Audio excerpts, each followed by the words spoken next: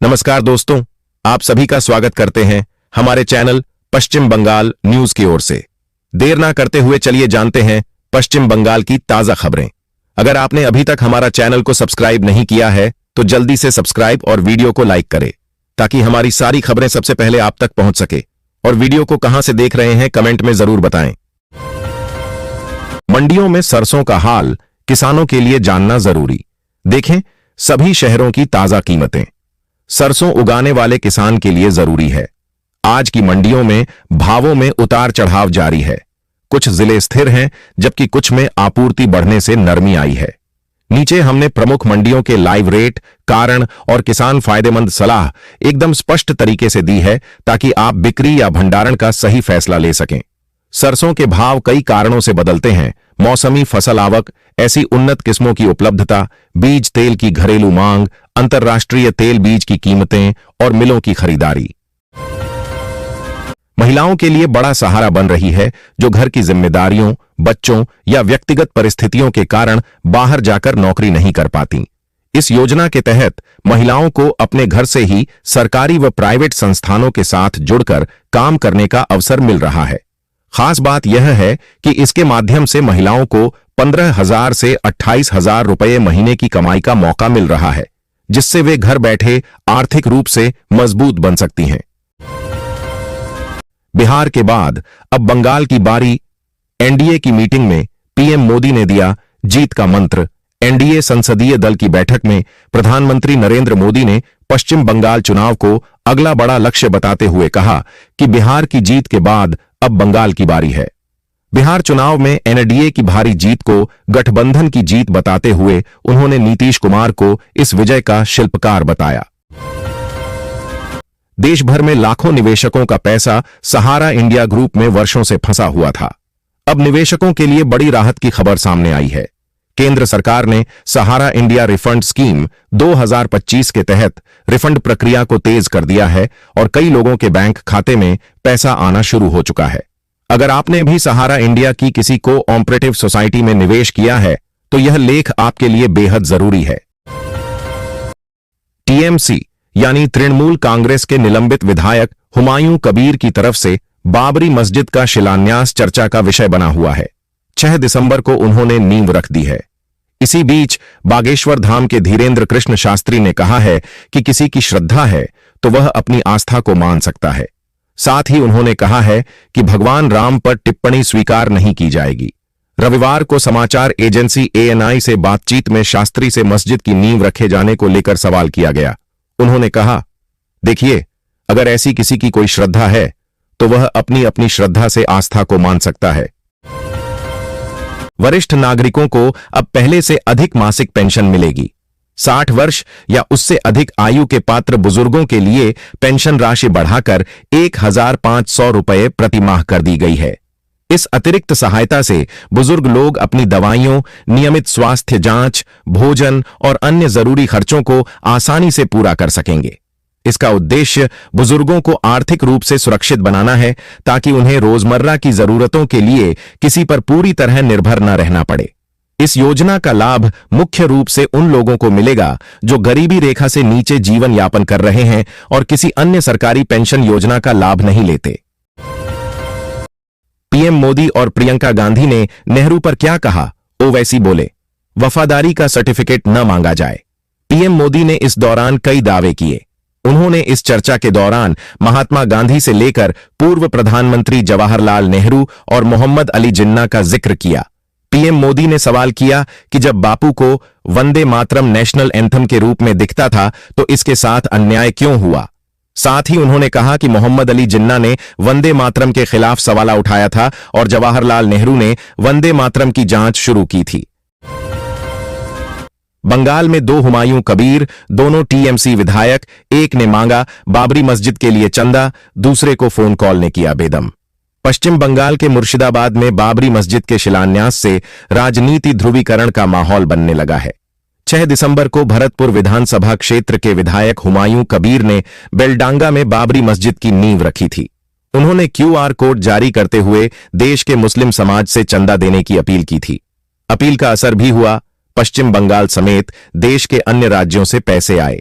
कई दानदाता ऐसे भी हैं जो पैसे भेजने से पहले हुमायूं कबीर से बात करना चाहते हैं।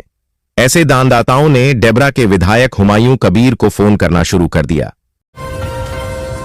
महंगाई के दौर में रसोई गैस सिलेंडर की बढ़ती कीमतों ने आम परिवारों की चिंता बढ़ा दी है। खाना बनाना भी कई लोगों के लिए महंगा होता जा रहा है और गरीब परिवारों पर इसका असर सबसे ज्यादा पड़ता है। ऐसे समय में सरकार ने उन परिवारों के लिए राहत की घोषणा की है जिनके पास राशन कार्ड है और वे गरीब या निम्न आय वर्ग से आते हैं। अब पात्र राशन कार्ड धारकों को फ्री एलपीजी गैस सिलेंडर के साथ साथ 1000 रुपये की आर्थिक सहायता भी दी जाएगी। यह योजना परिवारों के रसोई खर्च का बोझ कम करने और उन्हें स्वच्छ ईंधन उपलब्ध कराने की दिशा में एक बड़ा कदम है। यूपी बीजेपी चीफ का नाम फाइनल, जल्द हो सकता है ऐलान, अगले महीने नया राष्ट्रीय अध्यक्ष मिलने की संभावना। भाजपा में राष्ट्रीय अध्यक्ष के चुनाव को लेकर एक बार फिर से सुगबुगाहट शुरू हो गई है।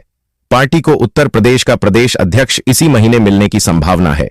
भाजपा को नया राष्ट्रीय अध्यक्ष भी मकर संक्रांति के बाद मिल सकता है। पार्टी के सूत्रों ने यह जानकारी दी।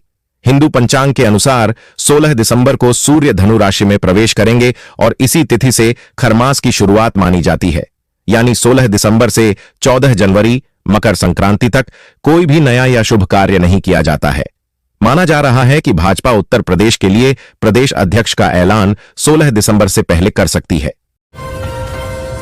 पश्चिम बंगाल की सियासत में खेला होबे का नारा बहुत मशहूर है, लेकिन 2026 के चुनाव से पहले जो खेला हो रहा है वह मैदान में नहीं बल्कि कागजों पर हो रहा है। चुनाव आयोग के एक आंकड़े ने बंगाल की राजनीति में हड़कंप मचा दिया है। राज्य में 56,37,000 वोटर अनकलेक्टेबल यानी संदिग्ध पाए गए हैं, जिन्हें लिस्ट से हटाया जा रहा है। यह आंकड़ा कुल वोटरों का करीब 7.5% है। राजनीति का सीधा नियम है, 2% का वोट स्विंग सरकार बदल देता है। यहां तो 7.5% वोट ही सिस्टम से बाहर हो रहे हैं। देश की आर्थिक रूप से कमजोर महिलाओं को धुएं से मुक्ति देने और उनके घरों तक स्वच्छ ईंधन पहुंचाने के मकसद से केंद्र सरकार ने प्रधानमंत्री उज्ज्वला योजना को नए साल में और भी सशक्त कर दिया है। उज्ज्वला 2.0 के तहत लाखों महिलाओं को मुफ्त गैस कनेक्शन, चूल्हा और पहली रिफिल मुहैया कराई जा रही है। जिन राज्यों में त्योहारों पर विशेष योजनाएं लागू होती हैं, वहां लाभार्थियों को दिवाली और होली पर अतिरिक्त फ्री रिफिल तक मिल जाती है। भारत में शरण लेने वाली बांग्लादेश की अपदस्थ प्रधानमंत्री शेख हसीना ने पीएम नरेंद्र मोदी की तारीफ की है। उन्होंने कहा है कि मुश्किल समय में भारत के लोगों और पीएम मोदी ने उनकी मदद की थी। खास बात है कि बांग्लादेश की कोर्ट ने हसीना को मौत की सजा सुनाई है। हालांकि उनके प्रत्यर्पण को लेकर स्थिति साफ नहीं है। समाचार एजेंसी IANS से बातचीत में हसीना से सवाल किया गया कि पीएम मोदी ने उनकी मदद कैसे की। इस पर उन्होंने जवाब दिया, मैं निजी बातचीत या रिश्तों के बारे में बात नहीं करना चाहती। पश्चिम बंगाल का विधानसभा चुनाव इस बार बीजेपी के लिए मेक या ब्रेक वाला हो सकता है। नरेंद्र मोदी की अगुवाई में पार्टी 2014 से बंगाल में ममता बनर्जी की टीएमसी को चुनौती देने की कोशिश कर रही है। इन बरसों में बीजेपी ने हर सियासी प्रयोग कर लिए, पर हर बार ममता 20 पड़ती रहीं। अब बीजेपी उन तमाम प्रयोगों का मेगा मिक्स दांव चलने की कोशिश कर रही है। वंदे मातरम डिबेट और बंगाली अस्मिता के साथ खुद को जोड़ने का प्रयास पार्टी के इसी प्रयोग का एक हिस्सा है। नई जीएसटी लागू होने के बाद इतना ज्यादा सस्ता हुआ सरिया, सीमेंट और बालू के दाम। निर्माण कार्य से जुड़े लोगों के लिए आज का समय बेहद राहत भरा है, क्योंकि बाजार में सरिया, सीमेंट और बालू की कीमतों में स्पष्ट गिरावट देखने को मिल रही है। जीएसटी में हुए नए बदलाव, उत्पादन लागत में कमी और मांग घटने के कारण निर्माण सामग्री अब पहले के मुकाबले काफी सस्ती हो गई है। कई महीनों से बढ़ते दामों के कारण जिन लोगों ने मकान बनवाने का काम रोक दिया था, अब वे दोबारा निर्माण शुरू करने की सोच रहे हैं। मौजूदा समय में बाजार विशेषज्ञ भी मान रहे हैं कि आगामी कुछ दिनों तक कीमतों में 10% तक की गिरावट आ सकती है। ज्यादा उतार चढ़ाव की उम्मीद नहीं है। पश्चिम बंगाल की मुख्यमंत्री ममता बनर्जी ने सोमवार को कूच बिहार जिले में पुलिस अधिकारियों को निर्देश दिया कि वे सीमा जिले में अधिक सक्रिय और प्रोएक्टिव दृष्टिकोण अपनाएं। 2 दिन के दौरे पर पहुंची मुख्यमंत्री ने प्रशासनिक समीक्षा बैठक में कहा, कूच बिहार एक सीमा क्षेत्र है। कानून और व्यवस्था को उचित रूप से बनाए रखना आवश्यक है। इस दौरान बंगाल सीएम ने लोगों को मिले एनआरसी संबंधित नोटिस और सीमा सुरक्षा के मामले पर जमकर केंद्र की बीजेपी सरकार पर निशाना साधा। लोकसभा में वंदे मातरम पर चर्चा के दौरान आज 2 बार ऐसा हुआ जब तृणमूल कांग्रेस के सांसदों ने सत्ता पक्ष के नेताओं के भाषण के बीच टोका-टोकी की। पहली बार तो जब प्रधानमंत्री नरेंद्र मोदी ने चर्चा की शुरुआत की तो उन्होंने राष्ट्रीय गीत वंदे मातरम के रचयिता बंकिम चंद्र चटर्जी को बंकिम दा कहा। तब टीएमसी के सौगात रॉय ने इस पर आपत्ति जताई। पीएम मोदी ने मौके की नजाकत को तुरंत भांप लिया और थैंक यू कहने लगे। इसके बाद उन्होंने अपने को ठीक करते हुए बंकिम बाबू कहा। साथ ही उन्होंने सौगात रॉय से पूछा कि आपको तो दादा कह सकता हूं ना। प्रधानमंत्री नरेंद्र मोदी ने पश्चिम बंगाल की टीएमसी सरकार पर केंद्र द्वारा भेजे गए विकास कार्यों के पैसे को लूटने और टीएमसी कैडरों पर खर्च करने का आरोप लगाया है। उनका कहना है कि इस भ्रष्टाचार के कारण बंगाल का विकास रुका हुआ है।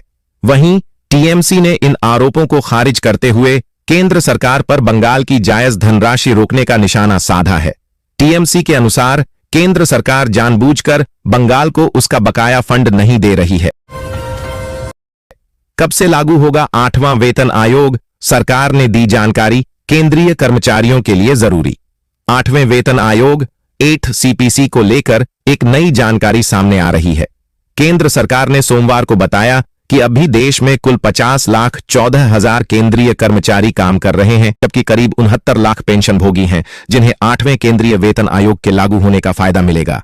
वित्त मंत्रालय के राज्य मंत्री पंकज चौधरी ने लोकसभा में लिखित जवाब देते हुए यह जानकारी दी। सांसदों ने 8वें वेतन आयोग की लागू होने की तारीख, terms of reference TOR, budget में फंड आवंटन और कर्मचारियों पेंशनरों की शिकायतों पर सरकार की तैयारी को लेकर कई सवाल पूछे थे। 12 राज्यों और केंद्र शासित प्रदेशों में चल रहे स्पेशल इंटेंसिव रिवीजन SIR की कवायद को लेकर चुनाव आयोग का काम पूरा होने में बस 3 दिन बाकी है। कई जगहों में समय से पहले ही वोटर लिस्ट के शुद्धिकरण का काम खत्म हो चुका है। रिपोर्ट्स के मुताबिक राजस्थान ने मतदाता सूची विशेष पुनरीक्षण 2026 में 96% मैपिंग और करीब 100% डिजिटाइजेशन के साथ देश भर में अग्रणी स्थान हासिल किया है। बाकी राज्यों में काम अपने आखिरी चरण में है।